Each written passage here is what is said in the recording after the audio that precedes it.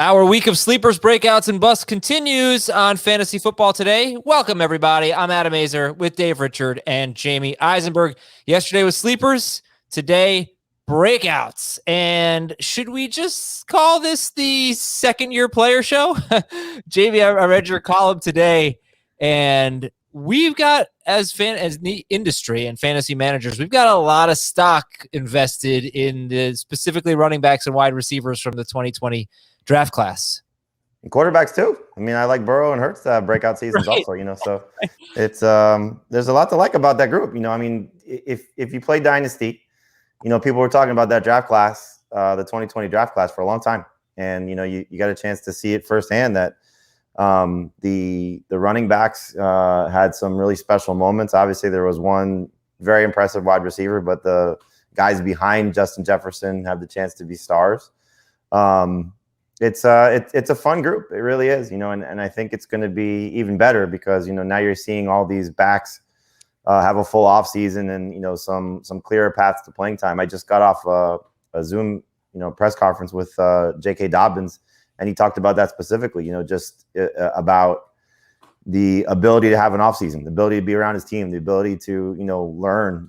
He said the mental aspect of the game was so hard for him last year, and it's going to be so much easier for him this year. And I imagine a lot of those rookies probably feel the same way, So, you're seeing, the development. I love the Burrow quote today about T. Higgins, losing weight, but getting in better shape, that he looks like he's going to have a special season. So it's really a fun group and a lot of upside, a lot of bust potential because of the heapings of praise that we're going to give these guys. But there's still a lot to love about that 2020 draft class. Dave, when you look at the running back, and look, we're not going to. We spent a lot of time on the show talking about year two. This won't be the entire show. We've got other players to talk about. Dave's going to talk about Ryan Tannehill as a breakout, Jonnu Smith, who has a hamstring injury. Marquise Brown, we've already had that conversation, I don't know, a couple weeks ago. It was good stuff on Marquise Brown. We'll have it again. But Miles Sanders and Josh Jacobs, look, Miles Sanders, I think, unequivocally a disappointment last year. Josh Jacobs finished as a top 10 running back. Did it really feel that way? I don't know. His yards per carry was bad. He had 3 touchdowns in week 1. He wasn't nearly as good after that. You can decide yourself if he lived up to the hype. I don't think he did personally. But really so excited about them. Does this feel different, this class of running backs? Then there were only 2 last year. There were like 6 or 7 that we're pumped about this year. So that's the good news, is that there are more running backs. And I think we knew that it was coming last year when 2020 was unfolding and we saw these running backs start to play well. And we all kind of knew, all right, these are going to be the breakout candidates in 2021. These are the guys that can ascend and maybe not just have their best years yet, maybe the best years they'll ever have.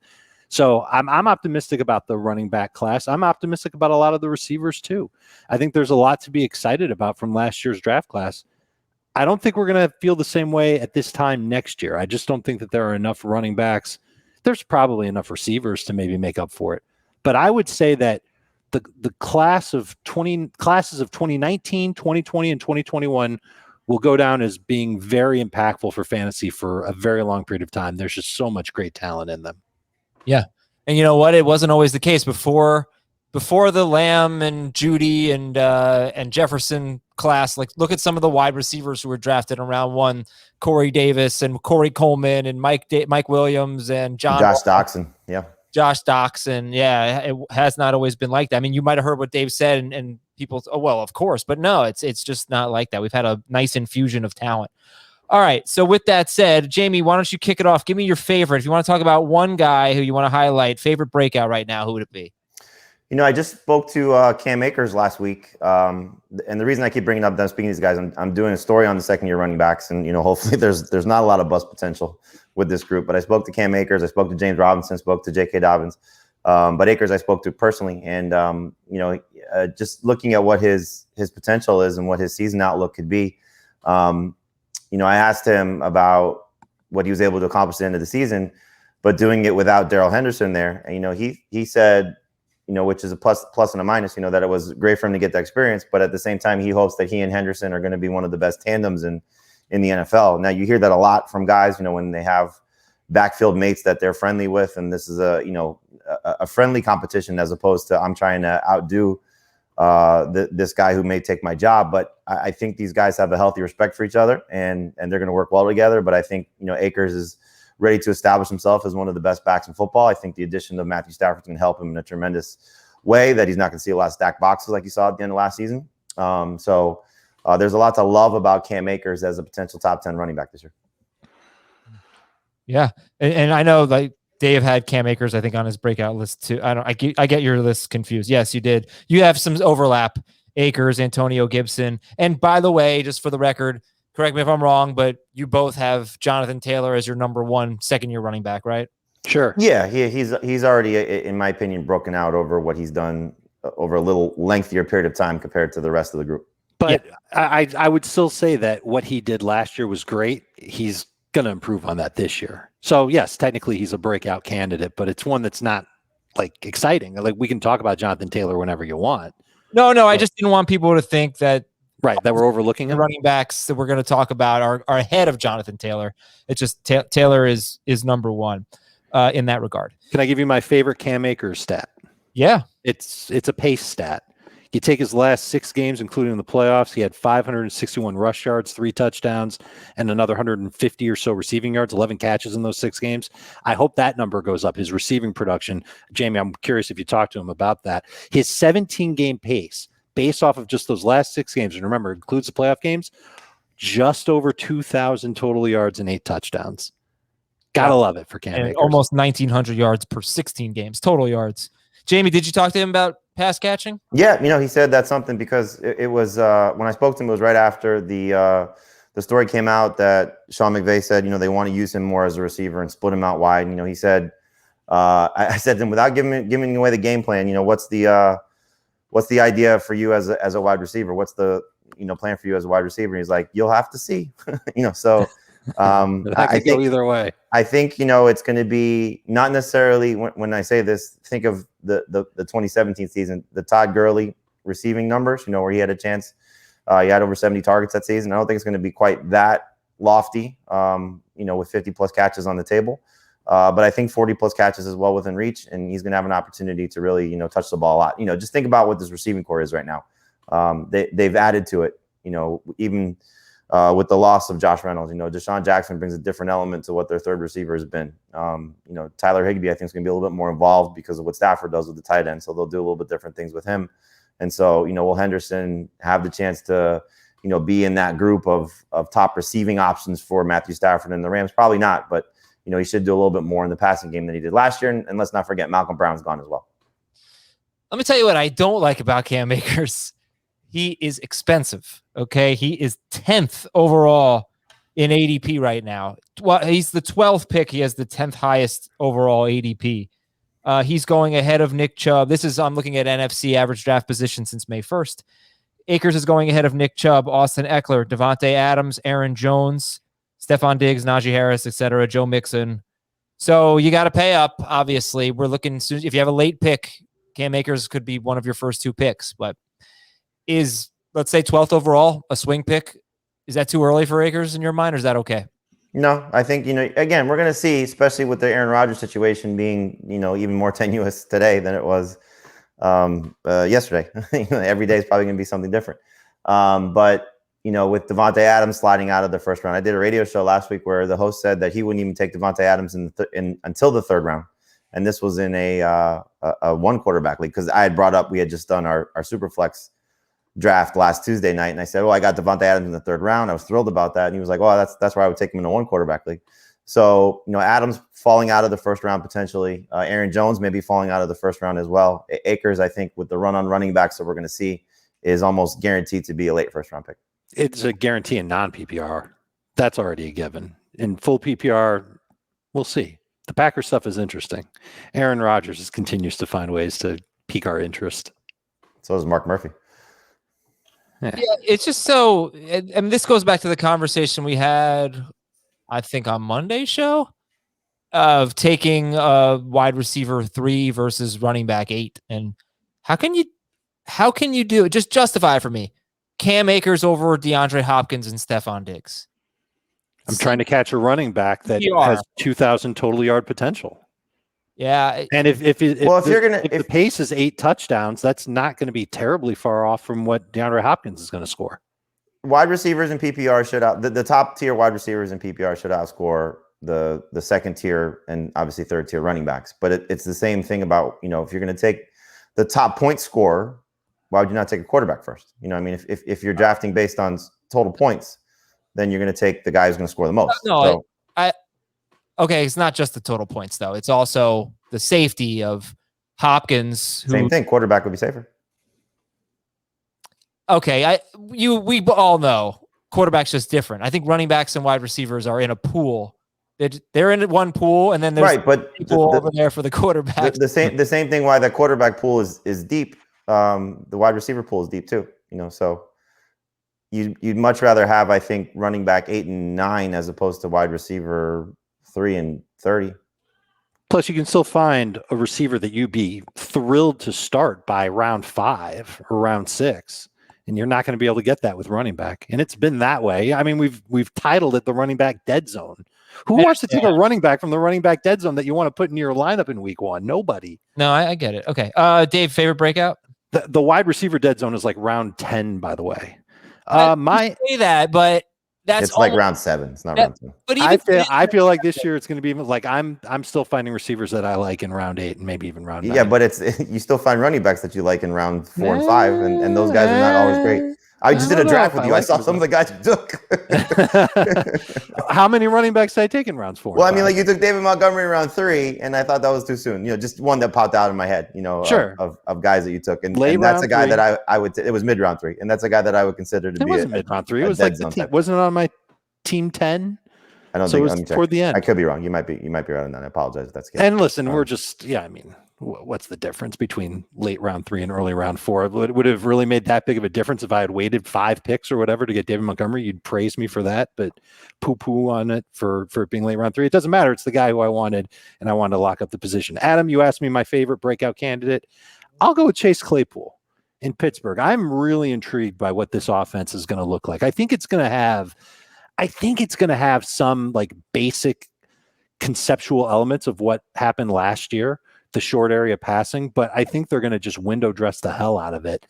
And I think the coaching staff has no choice but to try and maximize what they do with Claypool because he's such a different type of player. He's so big and so strong. They schemed up for him already in the red zone last year. There was a stretch. It was in the middle. It kicked off when he had that monster 4 touchdown game. But like Roethlisberger started to put together some good numbers in the middle of the year, and Claypool's numbers were right there with him. And I wonder if it can all be built on. Roethlisberger trailed off at the end of the year. Claypool trailed off toward the end of the year. I know that Juju's back. I know that those targets are going to get spread around. I just think that Claypool is a different type of receiver than Deontay Johnson and Juju. And I think the Steelers find ways to keep him fed. And I think he's got a chance to be significantly better than he was last year. Okay, he is going right after Ayuk and Higgins. So I would take him before those guys for sure. And just before Juju Smith-Schuster. I would take him ahead of Juju. Okay. How about Kenny Golladay or Claypool? I don't want Golladay. Golladay makes me nervous, so I'll take Claypool. Jamey, what do you think about that range? Golladay, it's actually Golladay, then Lockett, Ayuk, Higgins, Claypool, Juju. Claypool's behind all of them for me. I like Claypool's talent. I hope what Dave's saying is right, but I think if you, and I said this before, if you believe in Claypool, you got to believe in Roethlisberger. So I don't think that Claypool reaches his ceiling unless Roethlisberger is back to being close to what he was pre-elbow injury. Because if this offense, and they're saying all the right things about how Ben's looking like he's going to be more aggressive down the field and that the elbow is back normal. And again, I hope that's the case because it would be fun to see how this offense actually looks with all 3 of these guys clicking on a high cylinder and playing at a high level. But Dave, you alluded to it, all the targets to be spread around. I don't think he's going to see the target share that he needs to break out. I think he'll be good. I think he'll have some great moments. I think he's going to have a lot of inconsistent moments as well. The return of Juju, I think, crushed the ceiling. So Claypool's a guy that I will probably not draft a lot of just because I do think that he should go past all these guys. And if he's going ahead of them in some cases, then I'm not going to draft him. You do have CeeDee Lamb, Jamey, as one of your breakouts. And I started thinking like, first of all, his ADP since May 1st is wide receiver 13. Yeah, it's creeping up way too high. And that's right. And that's, by the way, Claypool is wide receiver 28. What would constitute a breakout for CeeDee Lamb in your mind? He would finish as what, top 15? Oh, easy. Yeah. And I'm at this point with Cooper's ankle injury, tempted to move Lamb ahead of Cooper, which, wouldn't be a surprise based on the ADP because I think he's going ahead of him almost at this point already.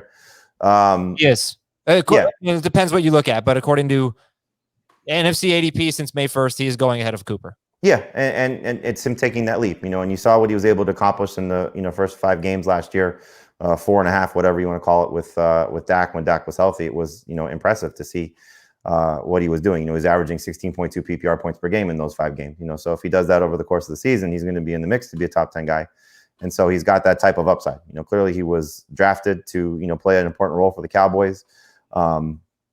We'll see if they continue, as you've pointed out time and time again, Adam. Throw the ball 45 to 50 times a game. That's going to have to help for all these guys. Agreed. But it's going to have to be the case. But it's going to have to be the case. Close to that. Certainly. In the 40s or close to 40 for all these guys to maximize their potential. Throwing in Blake Jarwin as well. So that's going to hurt CeeDee Lamb. But he's getting to the point of going to the other side of this where the hype is out of control and the breakout potential isn't there because he's being drafted at his peak, which is not necessarily something you want to do.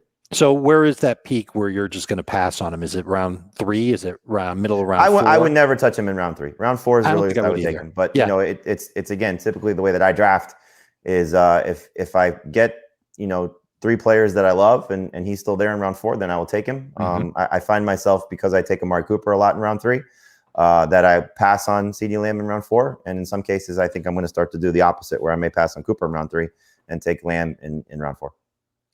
Yeah, it's interesting. I tried to look at all the instances of your 2 wide receivers who finished in the top 12 in PPR since the Beckham draft. So Beckham, Watkins, Evans, Brandon Cooks, Allen Robinson, that incredible wide receiver class was 2014.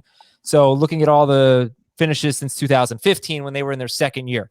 That year, 4 of them finished top 12, and that was Beckham, Robinson, Cooks, and Landry. And Watkins was close. He was 15th, and he was top 12 per game. That's 4 of the 8 instances. Basically, over the last 6 seasons, we've had 8 wide receivers finish top 12 in PPR in their second season. 8 sophomore wide receivers, top 12. So then I said, well, I hope CeeDee Lamb can do it because I'm excited about CeeDee Lamb. I want CeeDee Lamb. Can he do it with Amari Cooper healthy? Can he do it with Amari Cooper doing what he usually does? And that's close to 1,200 yards, I guess, with Dak Prescott. It's kind of hard to say because first 4 games of the year he was amazing. You could look at like Juju and Antonio Brown, right? Antonio Brown had a huge season, and so did Juju that year.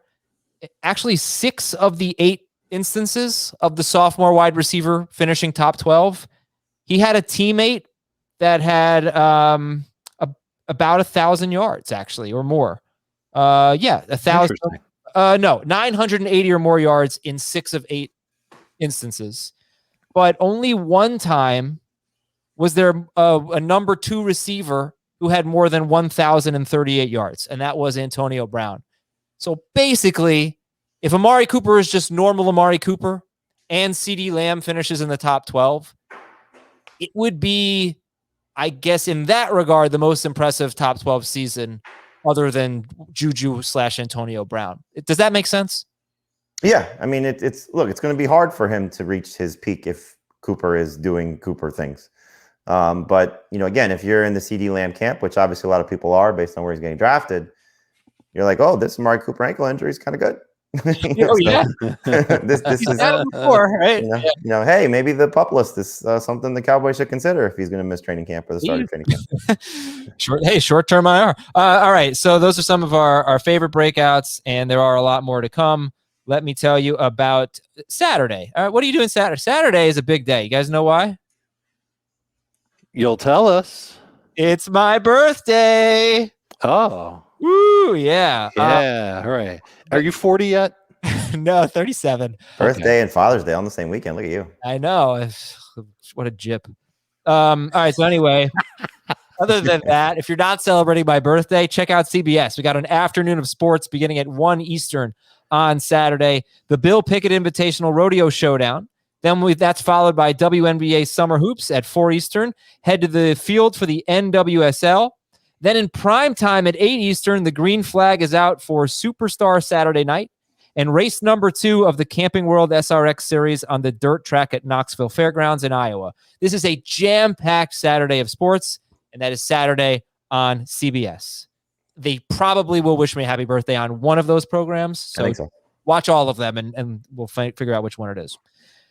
News and notes. Got some holdouts right now as mandatory minicamps open up. Miami cornerback Xavier Howard, New England cornerback Stephon Gilmore. Those are, I guess, the 2 high-profile ones. We had Chandler Jones we talked about a couple days ago. Contract guys, me? Yes. Contract holdouts. Jamal Adams is dealing with a personal issue, safety for the Seahawks, but also wants a new contract. But he's also not a camp. And there's that Rodgers guy. Yeah. Whoever that. Amari Rodgers. Yeah. Big eyes on him. Jonnu Smith hurt his hamstring, Dave. He's the guy you have as a breakout. So Right. He might have broke already. Hopefully he'll be fine for training camp. See what happens. But I'll talk about him as if the hamstring's fine. If you like Jonnu, you like this news. If you were overvaluing Jonnu, that's right. Then this is going to hurt your feelings. Minnesota signed defensive tackle Sheldon Richardson and Daniil Hunter, their star defensive end. He reported to camp after missing the voluntary workouts. And we've said it a number of times, but this should definitely be an improved defense in 2021. Trey Lance, according to NBC Sports, is going to be given every opportunity to move up the depth chart. Cool. Jacksonville offensive coordinator. It is interesting, though, just with the Trey Lance thing. George Kittle, who was so steadfast in defending Jimmy Garoppolo, obviously reading the room, he says glowing things about Trey Lance when he was asked about him this week. And so, you wonder where his head's at right now. Is he still going to defend his buddy, or is he looking at the guy who may be throwing him passes for the next 4 or 5 years? All right. So you have George Kittle on a dynasty roster. Who do you want the quarterback to be this year? Aaron Rodgers? That would be great. Not an That'll option. work. Not an option? Garoppolo or Lance? I'll take Lance just because I think that he'll make it harder for defenses to play against the Niners. I mean, the thing about George Kittle, his best numbers came when it wasn't Jimmy Garoppolo. Right. So that 2018 season, right? When Garoppolo tore his ACL after 3 games. Interesting. So I don't think it matters. I think Kittle's good enough, and this offense is good enough to feature him no matter who's throwing him the ball. And it's not like we can say, well, this is going to cost Kittle a ton of touchdowns if it's Trey Lance, because Kittle doesn't score a ton of touchdowns to begin with. He's a volume guy. Yesterday, we talked about Laviska Shenault. Report today from Sports Illustrated that Darrell Bevell, the offensive coordinator, wants to develop Shenault purely as a wide receiver. He is tearing up camp. Mm-hmm. Yeah. Trevor Lawrence is too. Lawrence has had some really great days, apparently. I spoke to James Robinson about Trevor Lawrence, and he said, just you see the difference. Just in not so many words, but that's not a direct quote. But because Gardner Minshew's still on the team. Like, that's kind of mean, right? He's like, you just see the presence of what Trevor Lawrence could be. Cam Newton way ahead of where he was last offseason, according to Bill Belichick, and that's not a surprise. Last offseason, he was a late signing by the Patriots. They have a lot more talent than they had this time last year, so not a surprise. Just we'll talk about. I think we should talk about him in a sleeper. He's so far ahead. They drafted his replacement, who's not having a great camp, and Cam is working. Jared Stidham's hair, by the way, is having a great camp. Ooh, I didn't see it. Schrager, throw it up on YouTube. Jared Stidham's hair. Find it. All right, back to the breakouts, guys. Jamey, Joe Burrow. So I just picked one of. I didn't go with everybody in your column. 1 quarterback, 1 tight end, 2 running backs, 2 wide receivers. Joe Burrow. The other one was Jalen Hurts, but we'll go with Joe Burrow here. And, Dave's breakout is Tannehill. So why don't we compare the two? Who would you rather have, Burrow or Tannehill? And then make your breakout case for Burrow. I would rather have Tannehill because I think Tannehill's already broken out personally. But Burrow, to me, is, on his way based on what he showed you when he was healthy last year, because you look for some things, and obviously, you mentioned this about Dak, and I don't think the Bengals ideally would like to throw the ball as much as they did last year, but they were in the top 10 in pass attempts. That's Jared Stidham's hair. Having a great camp. Wow. Wow. It'll look good on the Jets. Okay, It's almost like if he shaved the sides, it would have like a Patrick Mahomes type of feel to it. it just looks like, Which, if I was going to try to emulate any quarterback's look, I'd try and probably look like Patrick Mahomes. yeah, I guess so, but it just kind of looks like a lot of people had COVID hair for a while where they weren't going to the barbershop or they weren't going to get their haircut. That's just, his Stidham looks like it's been 18 months basically since his haircut. Looks like there's an otter on his head. You ought to know. All right, Jamey. Sorry, keep going on Burrow. I would. No, again, the pass attempts, and the passing yards. He was number 7 in passing yards per game in the 10 games that he was healthy. In 4 of the 9 games that he finished, he was over 21 points per game. Obviously, the upgrade of Jamar Chase over AJ Green is going to be huge, and the ability that T Higgins, I think, still has to show you. Plus, Tyler Boyd, being one of the best receiving corps that we see in the NFL, if everything comes to fruition with this group. So Burrow is going to be drafted in some cases outside the top 12. I think he'll be in the top 15 quarterbacks, but he's at the bottom of the top 12 group. And as long as that knee is healthy, he has a chance to be special. So we got a glimpse of it last year. He had some unlucky games, where 2 of his 300-yard passing games didn't score 20 fantasy points because he had some bad luck with some touchdowns. And I think that luck turns this season based on the guys he has around him. Also, Burrow on pace for about 230 rushing yards. So he gives you something there. He's not going to, it's not going to have 500, but he gives you something there. Although coming back from the injury, maybe he won't be quite as much, but he is mobile and athletic. Dave, I don't even know what would hold back Joe Burrow. As long as he's a good player, there's no reason why he shouldn't have a good year. It's just like their defense isn't going to be special. They're loaded at wide receiver. What could hold him back?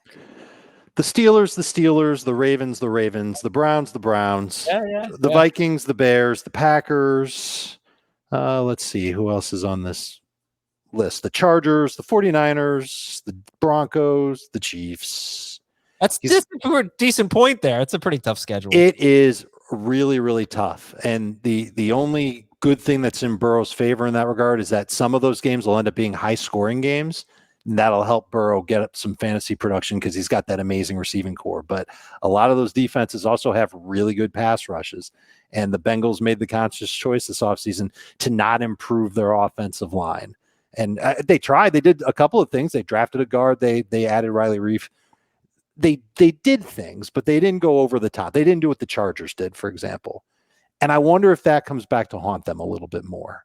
So I like Burrow a lot, but as soon as Julio Jones went to Tennessee, it was a no-brainer that I would take Ryan Tannehill over Joe Burrow. And I'm taking Jalen Hurts over Joe Burrow, too. I know Jamey would agree with that.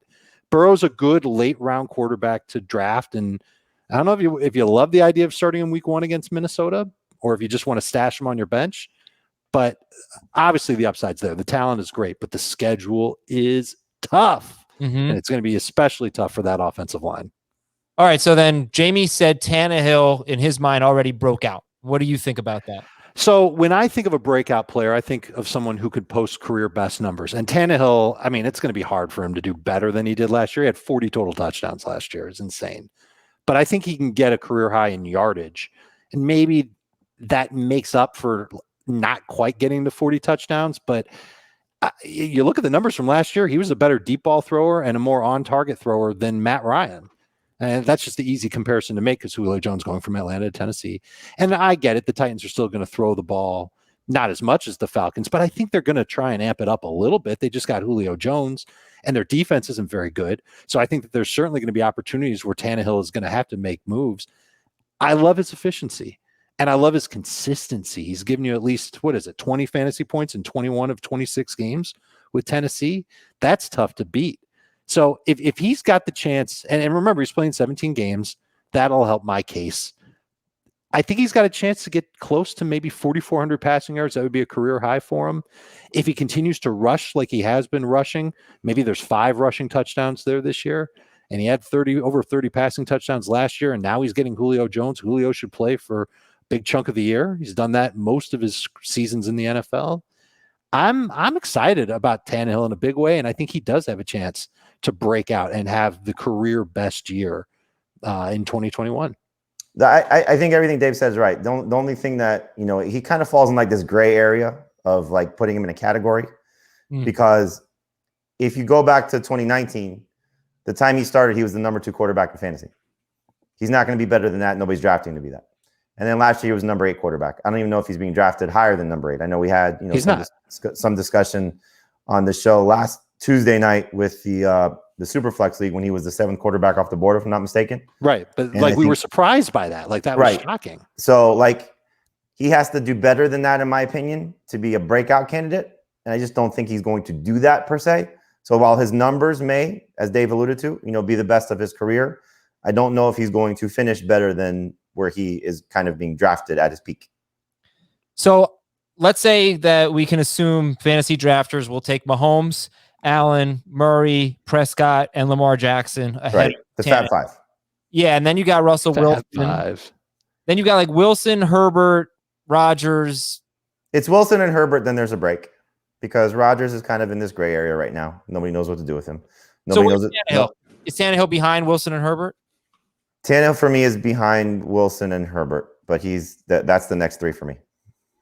Okay, Dave. No, he's a little further down. I think I have Rodgers ahead of him still. I could see myself putting him at 8. I could see myself putting him ahead of Russell Wilson if it just continues to look like the Seahawks are gonna, not let Russ cook again. Which does it look like that though? It gives every indication that they're going to let him cook. Yeah, I hope so. Man, if they do, then we've got Russ too low. He's going to win the MVP this year. I'm feeling that. All right. So never getting an MVP vote to winning the MVP. He was on his way to doing it last year, and then they pulled back on him. They pulled back on him last year. They took away his MVP season. Yeah. This was the discussion last week with Laquan Jones of the Real Deal Fantasy taking Tannehill over Russell Wilson. And his point was that Tannehill will finish stronger than Russell Wilson will finish. His concern was Russell Wilson will peter out toward the end of the season like he typically does. And Tannehill's got a nice schedule to start the season on top. The whole year has been about Russell Wilson for the Seahawks. It is his franchise now. He's pissed off about it. He made it more public this time than ever. He dropped the whole nice guy thing and did what he had to do. If they have any illusions of keeping him past 2021, they need to make this his MVP, run. His like Heisman Trophy campaign push like colleges do. It is Russell Wilson's franchise right now. It should be. It should have been for years. And he's going to win the MVP. Yeah. I had to say that. I just had to get it off my chest. Better than Daniel Jones? No, he won't be better than Daniel Jones, but I just feel like since look at you. Yeah, no, Jones will win like some AP Offensive Player of the Year award or something. Comeback player. I feel like we were in this exact spot last year, and it just seemed way more realistic that Russ was going to get just allowed to do whatever he wanted to do. And then halfway through the year, 7 games. He did, and then what happened? They took it away from him. Well, they weren't winning to the level that they wanted to. But they basically had the same. Who cares about their wins, man? I got a fantasy championships. They sucked last year when they stopped throwing the ball. They were such pretenders. Well, they played a cake schedule where their defense looked a lot better than it was. Yeah, they needed to actually go be aggressive, but they also said that teams made a lot of adjustments to their deep balls. Yeah, I mean, DK Metcalf is saying all the right things about the offense coordinator. It sounds like things are going to be a little bit more diverse in the Seattle offense. And the fact that they had 3 draft picks and the first one that they used in the second round was on Eskridge, is kind of telling that they went out and added an offensive weapon and a pass catcher and a guy that can play on special teams too. But, a guy that can, help this offense and help Russ. Yeah, I'm with you. Like that's the one I struggle with is Wilson and Herbert. Right now I have Herbert 6 and Wilson 7, and I could see myself changing it. As a matter of fact, I think I will. I didn't really want to steal the show from you guys, but I've been thinking about this Russell Wilson thing for a while. He's a breakout candidate for you. Well, the reason why I thought of it was because you said Tannehill doesn't fall into a category. I think Wilson is actually a sleeper. I just feel like he's going to be able to put it together and have I think he's going to be the quarterback I gravitate toward. I think he's going to be my guy. So he's an upper echelon sleeper. I can see it. Yep. Yeah. Okay. Let's do the tight ends like we did yesterday. So Dave, you want to kick it off with Jonnu Smith? Just love the opportunity that I think he'll have in New England to be like a more receiver than tight end. They've already been crowing about him in practice about just how big and athletic he is, and He's a good receiver and a really good route runner. And they had to have brought him in with designs of making him a big part of their passing game. And I'm positive that they want to get their passing game, off the OR table at this point and to have something there so that they can be at least, 50-50 pass run. I've been a fan of the talent for a couple of years, and I think he's just going to get a good opportunity. Maybe he gets close to 100 targets over the balance of the season. Hopefully that hamstring's okay. But I don't really view him. I kind of view him as like a cheap version of what Kyle Pitts is in Atlanta. I think he's going to be way more receiver than tight end. I think the Patriots are going to look for matchups with him. I think the Patriots are going to let Cam Newton throw a little bit more than he did last year, and I think he'll be better. They're talking like he's already playing better and he's more comfortable with what they're asking him to do. And if it ends up going to Mac Jones, who doesn't look like he's ready to go right now, but if it does by midseason, I think that helps as well. So it's just a combination of him having an opportunity and him being a great athletic talent coming through for New England. Okay, he's actually going just a little 6 picks behind Hunter Henry in the average draft position I'm looking at. It's Herb Smith, Henry, Ingram, Jonnu Smith. I think he can put up career best numbers. I think he'll be better. I'll draft him ahead of Hunter Henry. I think Henry's there partially because of his blocking ability. Can I tell you guys? Oh, it's a cheap price tag too for Jonnu. The tight end that I feel like we never talk about, and he's going ahead of all of those guys, and it's Tyler Higbee. I know. I'm starting to come around on him a lot. Yeah. Your guy is Dallas Goedert. We'll talk about him, but can we make a Tyler Higbee breakout case or sleeper case, whatever it might be? Yeah, I think based on, ADP, probably sleeper as opposed to breakout. I just don't know where the ceiling will end up being because, again, all those pass catchers for the Rams. And as we've seen, Sean McVay can fall in love with this tight end and completely go away from his tight end. But as Jacob Gibbs told you, when they let their tight ends run routes, they throw to their tight ends, at least based on what this offense has been with Jared Goff. So at Higbee, there's this group of tight ends, and I would put both Patriots guys in this group do you want to buy back into Logan Thomas and Robert Tonyan? Do you want to buy into the Patriots guys, one of them being better than the other? And ADP is obviously telling you one thing. And I'm with Dave. I'd rather take my chances with Jonnu than Hunter Henry, but I'm going to avoid both of them, to be honest with you. The two sophomore guys of Troutman and Kmet. I love Adam Troutman. He's going to be one of my favorite, draft picks this year. As a matter of fact, we did our pick by pick, draft for the magazine, which will, hit newsstands in July, our second edition. I took Troutman and Kmet on one of the teams.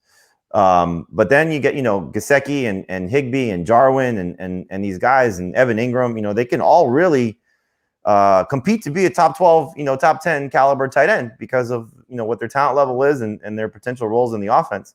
And Higbee losing Everett, will hopefully help, Right. And so, I think there's an opportunity there for him to be successful. And we also don't know where Zach Ertz is going to end up as well. So there's the theory of elite or weight is very profound, just based on how you should do it. Greater late.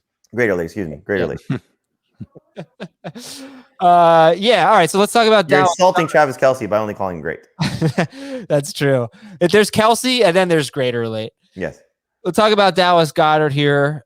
Wasn't so good with Jalen Hurts, but I think anyway. Yeah. He only played 2 games though, so it's hard to judge. Yeah, he played 3 games, but Hurts, I guess. Well, he left in the third Washington game, right? Okay, forget that. Tell me about Dallas Goedert and what you think his ceiling is. How good do you think he could be? Well, I mean, you've already seen a top 10 season from him. So he did that 2 years ago when Ertz was healthy. And so, doing that in tandem with Ertz, I think is important because now if he gets those opportunities and, maybe some of the routes that Ertz was running, some of the target share that Ertz had, that's going to help. They played 4 games together healthy last year. And in 2 of those, Goddard scored at least 18 PPR points. In the 2 games that he played, 2 full games that he played with Jalen Hurts, he had 14 targets in those 2 games. And we know what this receiving core is. And I've said this a billion times, that I'm going to gravitate toward tight ends in that middle tier.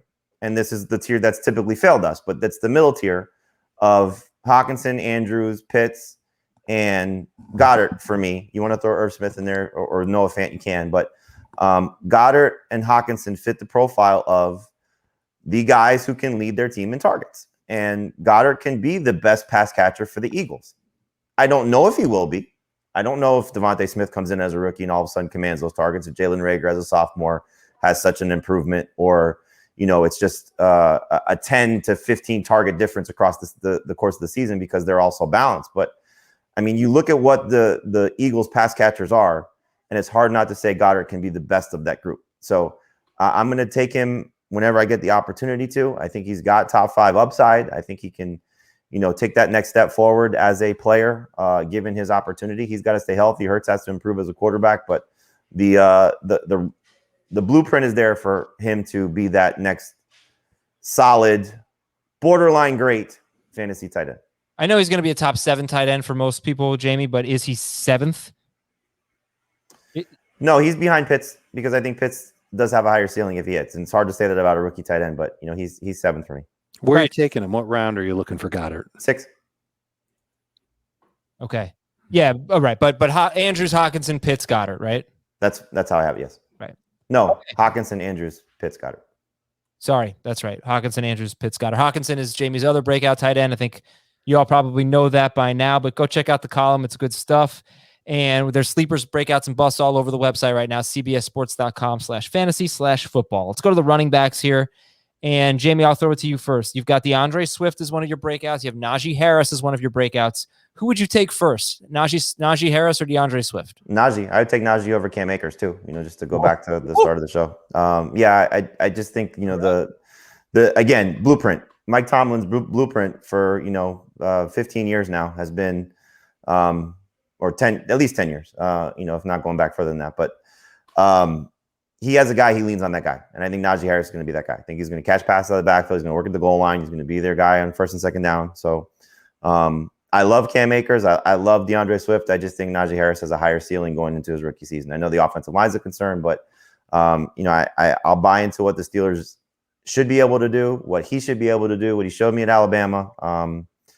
So I'm all in on Najee Harris. I would take him, like I said, ahead of a couple of the second year guys. I would take him ahead of everybody not named Jonathan Taylor. Man, guy runs for 5 touchdowns against the Gators in the SEC championship. That's right. I'm scarred for life. Oh gosh. Actually, that night I said if they only hold him to 3, I won't draft him no matter where he ends up next year, anywhere.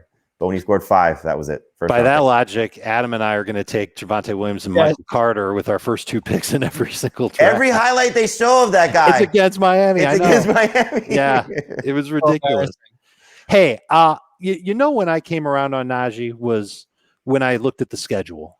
And I know that the Ravens and the Browns are on the schedule, but I really think it's a good outlook for Najee Harris. So you take the pedigree and what he did in college, and everybody knows that he's been this prime running back prospect since he was in high school. And you tack on what you know about the Steelers. I think the one thing that I get hung up on with Najee and why I'm not ready to put him ahead of Cam Akers is the offensive line. It used to be that the Steelers' offensive line was dominant and great, and I could trust it. And now I'm wondering if they're going to be the reason why Najee isn't as efficient with all that work, and he is going to get a lot of work. So he's moved up for me too. I think he's worthy of a late first-round pick, but I can't pull the trigger on him ahead of Cam Akers. It's the one guy that I got to disagree with you on.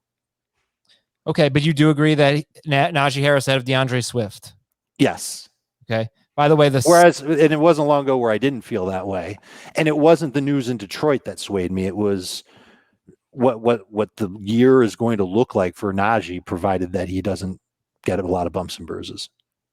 And Baltimore is actually week 18, so he will not see them twice in the fantasy calendar, which is nice. Unless you're playing to week 18 like an idiot. Yeah. All right. At running back for Dave, Cam Akers is one of his breakouts, and Antonio Gibson is the other.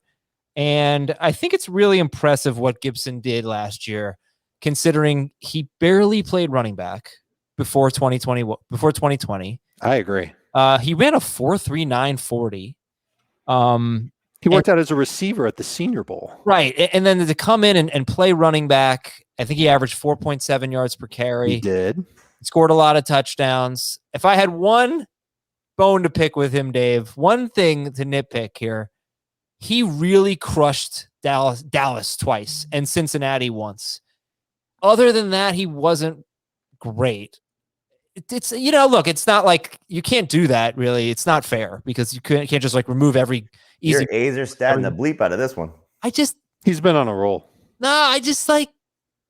Look at what he did. Look at what he did. Like, okay, it's like the Tyler Lockett argument, right, Dave? You said look at those 3 weeks where Lockett put up all those huge points. Yeah. Take away Dallas, 2 games against Dallas and 1 against Cincinnati. His 3 longest runs of the year came against Dallas. So I don't know. Does that bother you at all? No. I'm looking for a new angle because we've talked about Gibson so much. I'm just looking for a new angle. So go ahead. No, listen, I think there could be something to it, but it's not going to sway me into taking him with a 2nd-round pick. I'm ready to believe in him the same way that the Washington coaching staff is believing in him. And there were a lot of elements to his game that I think he can improve on. He only averaged like 12 carries a game. I would expect him to get more. He had like a catch rate over 80%. And he only had he had less than 50 targets on the year. That's got to go up too. And he had a ton of touchdowns. You know that's a role that he's going to have. This offensive line's got a little better. And I talked about Najee's schedule and how that helped sell me on Harris. Gibson's schedule is not too far off. He's got a top 10 projected strength of schedule, a little bit worse than Najee Harris's, but still one of the best. It also starts pretty favorably. So I'm believing that his workload will rise. His efficiency will stay the same. I'd like him to be more elusive. He ranked poorly in yards after contact per attempt, which is crazy because he forced and broke through a bunch of tackles. It was strange. But I think he can start to take a bigger role in the offense. And maybe it was just one of those things in training camp where the coaching staff knew that they had something with Antonio Gibson, but they didn't want to put too much on his plate until he was really, really ready. And frankly, I think toward the end of the year and certainly in those easy matchups, he was ready and he proved it in those matchups. And now he's got the potential to do it in every matchup. And it just so happens that the schedule is pretty good for him. The thing that got frustrating with Gibson was the toe injury and that he was just starting to get going. That's true. And they had that stupid Tuesday game against the Steelers and he hurt the toe and he struggled until the end of the season when he came back. They gave him a heavy workload down the stretch. I forget if it was the playoff game or the game before. Game 17. Right. So I guess at that point he finally felt healthy. But I love that they're talking up using him more in the passing game. Get J.D. McKissic off the field. Let him play, in hurry-up situations at best. But use Gibson more on 3rd downs. The thing that, you said this. The thing that he was a pass catcher. He was a wide receiver. Mm-hmm. He obviously can do it. He caught 36 of 44 targets. And so, you got to assume that there's going to be more to that as he gets more comfortable. I don't like the fact, and he's one of my favorite breakouts too. I don't like the fact that they say the toe is still a little bit of a problem, but you saw video footage of him at camp last week, and he was moving around fine. So hopefully it was just hey, my toe is still bothering me, but it's not going to keep him off the field for any problems during the season. But he just was scratching the surface last season, and then I think the toe injury set him back. And so hopefully he gets a full off season, better quarterback play. And not that Alex Smith was bad, but Ryan Fitzpatrick, I think, gives them a little bit more juice and opens up the passing game. The Curtis Samuel factor is a little bit concerning because of what he could do as a rusher and as a hybrid player and maybe take some of those passes as well, receptions as well. But I do think that Gibson is going to be the catalyst of this backfield. No stupid Peyton Barber stuff, no stupid Lamar Miller stuff. Imagine somebody actually dropped Justin Jefferson for Peyton Barber, by the way. But Antonio Gibson could come in twice this week and be that superstar that he's capable of. I love Antonio Gibson. I can't draft him enough. Okay. Sorry about the whole Dallas thing. I just feel like we've talked. It's been a long off season. We've talked a lot about these guys. So I was trying to give a different. There's a lot of crossover. I mean, look, the thing I think that we'll get more into as training camp starts is the sleeper guys. I know you guys did the show the other day, but more sleeper options, more guys that can emerge and these late round picks that we'll be targeting. Let's stay on Washington, Jamey, and your wide receivers are Terry McLaurin and CeeDee Lamb among their breakout wide receivers. We talked about Lamb. So McLaurin. You want to talk about a guy that we talked a lot about? All right. So you might be one of the highest in the industry. I feel like on McLaurin, not by much, and I'm just guessing about that. I'm sure we can find some consensus, some rankings. But I feel like you're really high on McLaurin.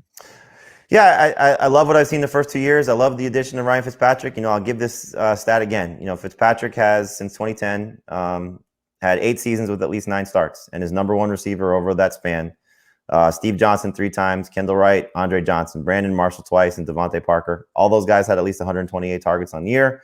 And 7 times that number 1 receiver had 72 catches, 6 times 1,000 yards, and 3 times 10 or more touchdowns. Now, some of those numbers obviously aren't eye-popping, but that's the floor. And again, we're talking about guys like Kendall Wright and Devontae Parker, and not to disrespect anybody else, but Stevie Johnson and what Brandon Marshall was when he got him, and what Andre Johnson was when he got him. So McLaurin's entering his 3rd season. This is when the jumping off point hopefully happens. He's had some bad luck, as we've said. Only 4 touchdowns last season. So I just think he's going to be a 150 target guy.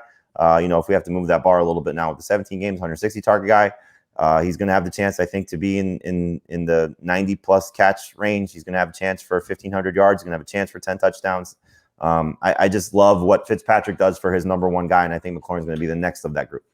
Yeah, this makes me a little nervous about Gibson, because we're talking about Gibson being used more as a pass catcher, and when I think about Ryan Fitzpatrick, I think of him just going bombs away and not dinking and dunking.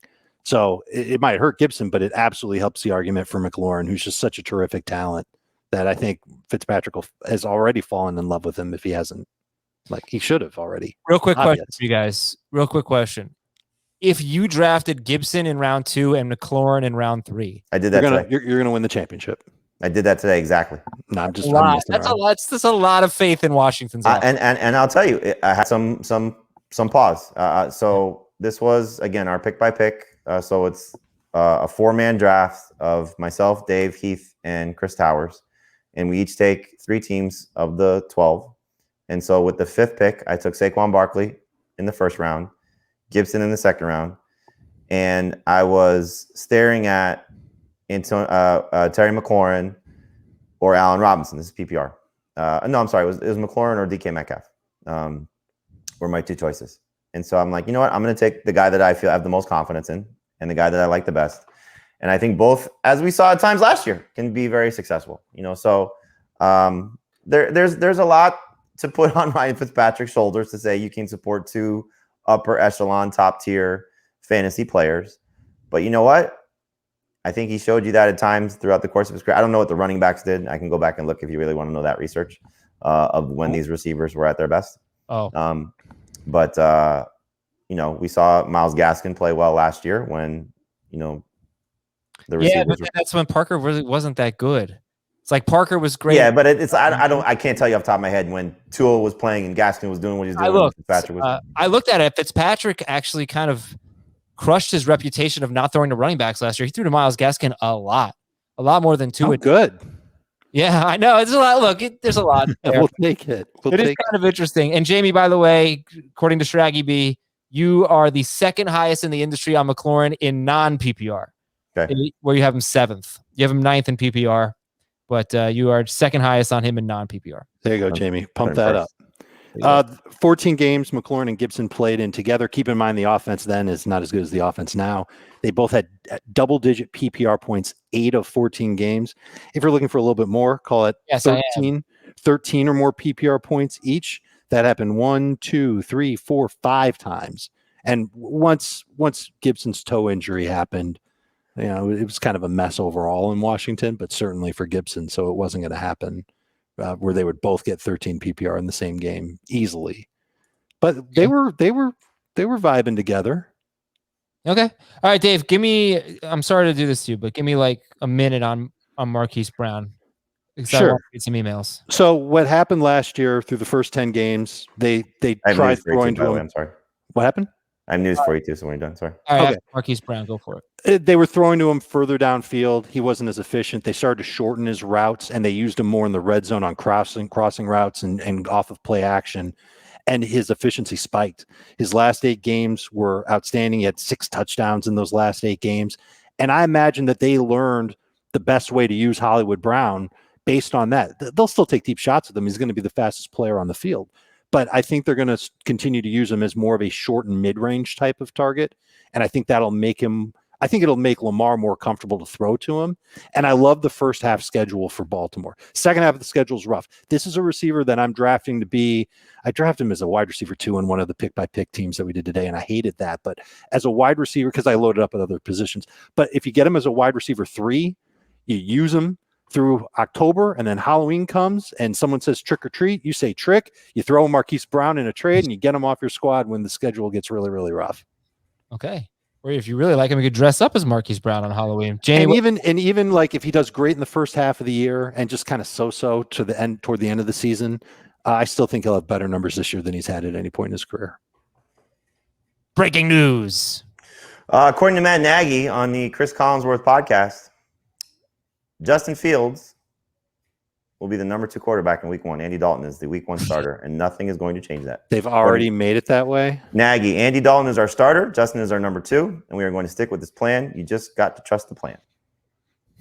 I trust it for the Giants because they've got the Bears pick. So looking forward to that. They won't be as bad as the Texans, but they could. I mean, how can he stand by that if Andy Dalton is just okay in training camp and Justin Fields is on fire? Could be motivating the kid. You never know. He can't commit to that at this point. I think that's kind of not smart. Jerry Jeudy also left practice with a tummy issue. Oh no, I've been there.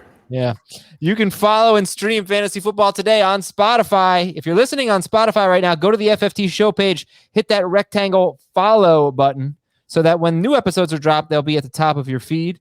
And if you're listening elsewhere or watching on YouTube, give Spotify a try and drop us a follow. We will be right back. A little bit of a long show today. We'll talk, we'll read your emails after this at fantasyfootball@cbsi.com. Welcome back. Here we go. Kyle from Ohio wants to know, would you take Austin Eckler or Najee Harris at the turn?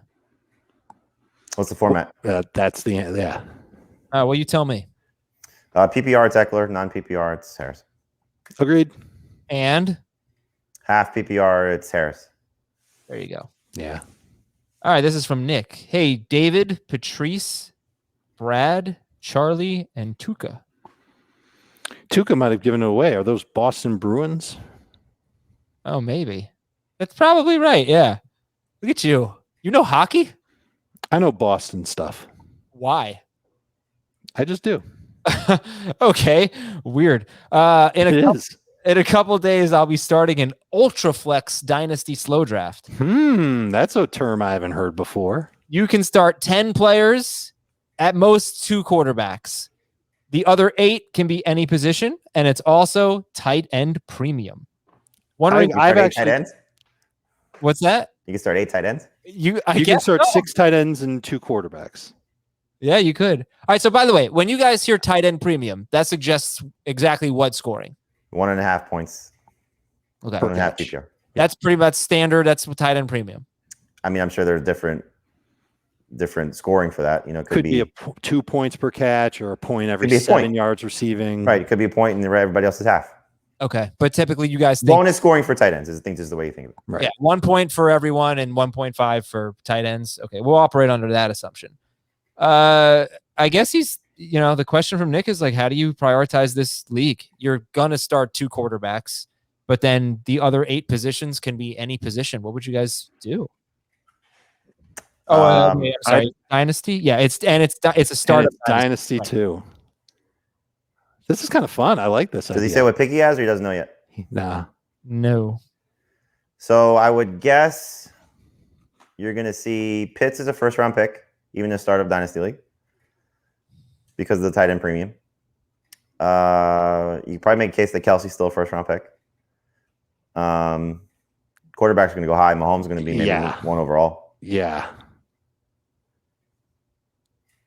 I think quarterback is going to be very, very popular. And I think the great tight ends are going to be very, very popular. And then that'll populate the first couple of rounds. Quarterbacks, top tight ends, top running backs. You're not going to see a receiver taken in the first 2 rounds. Oh, I bet you might see 1 or 2 receivers taken in the second round, but it's a 10-team league, right? I still think you'll see 12-team league. Does it say? He said you start 10 players. He didn't say how many are in the league. Yeah, like I wouldn't be surprised if you saw Tyreek or Justin Jefferson or AJ Brown. The dynasty receivers go there. Yeah, but all these tight ends and quarterbacks are going to get pushed up though. Yes, the running they will. So I don't think you're going to see maybe one or two. Many. Right, Yeah. that's what I'm saying. I don't think you're going to see like 5. It'll be a couple, and it'll be toward the end of round 2. So I would just plan accordingly, and I probably would definitely prioritize. I would definitely prioritize young quarterbacks, and young tight ends. Okay, this is from Matt in Wisconsin. I recently accepted a trade in my dynasty league. Who do you think won the trade? I give up Devontae Adams and James Conner. I get Jalen Hurts, Kenny Golladay, and Joe Mixon. Adams and Conner for Hurts, Golladay, and Mixon. I'm very deep at receiver, but I needed the quarterback and running back help. I think Matt won. It's a 1 QB league. Think so.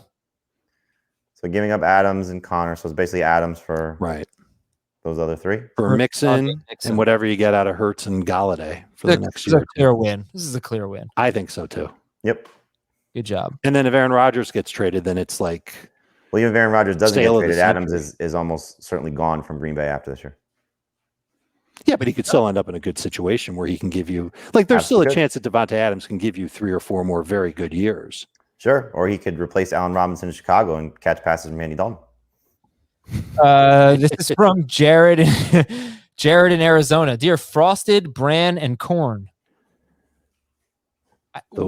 What are bran flakes? These are flakes. I'm looking at it right now. They exist. Anything that has bran in the name of the cereal is terrible. Right? No, that's not true. Not true. Raisin Bran is amazing. I would not use the term amazing. I'll give you Raisin Bran. Yeah.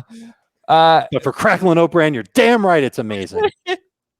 What about Frosted Flakes versus Corn Flakes? Where do you guys? Frosted Flakes. Come on. Okay. Just checking. Corn Flakes. How old are you? What? Cornflakes are like for my parents' parents.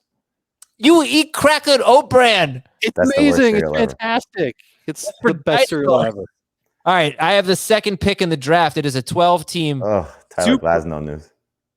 Oh, was he? Oh, no. Is the elbow partial UCL tear? No. Oh, yeah. I saw that happen. He was playing the White Sox when it happened.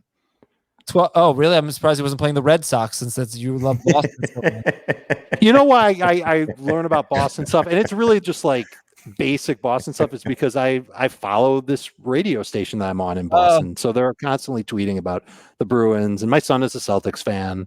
Oh, okay. So that's how I know about, Boston and the Bruins and eating at 99 and all that stuff. Okay. Duck Tours. Okay, anyway, the question is 12-team Superflex PPR League. Second pick in the draft. Top players available are going to be Zeke, Dak, and Tyreek Hill. And he has Stafford, Jonathan Taylor, and A.J. Brown. So who would you take? It's a Superflex League. He already has Stafford, Jonathan Taylor, and A.J. Brown. Zeke, Dak, or Tyreek Hill? Dak. Dave, yes, Dak? Yeah, I think I would take Zeke ahead of Dak in a typical Superflex league. Okay. From Oda, non-PPR startup keeper league with 3 keepers. Grade my plan. With the number 2 overall pick, I want to grab Dalvin Cook. This is a startup keeper league with 3 keepers. Number 2, I want to grab Dalvin Cook. With number 16, I want to draft Justin Jefferson. With number 24, I want to draft Patrick Mahomes. I don't have a 4th round pick. How do you not have a 4th round pick if you're in a startup keeper league? It's a trade. Maybe he traded it. Yeah. It's one of those 12 teams? I'm trying to figure this out. He has the 2nd pick, the 16th pick, and the 24th pick. So it can't be. That's probably where the trade came in. He's Yeah, got 2 second round makes sense. Right, but why would he have 24 and not 23? Trades.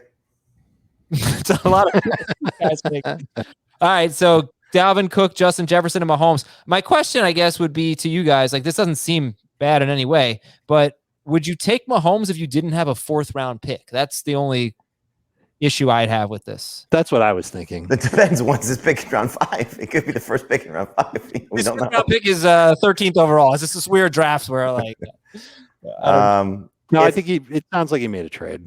And so if you make the trade, maybe you made a deal so that you could move up to 2 so that you could get Dalvin Cook. And I think you've got to give up the dream of having Mahomes you could still find another good quarterback in round 5 that you could potentially. I mean, look, I think if you go in saying I want Dalvin Cook, best available receiver, because if Justin Jefferson's gone, don't have your dreams crushed, and then see what the best player available is at 24. If in your opinion is Mahomes, take Mahomes. All right, guys. Thank you. Good show. We got busts coming up later this week. Make sure you're checking out Fantasy Football Today in 5. For Dave Richard and Jamey Eisenberg and Ben Schrager, I am Adam Azer. Have a good one, everybody. Talk to you soon.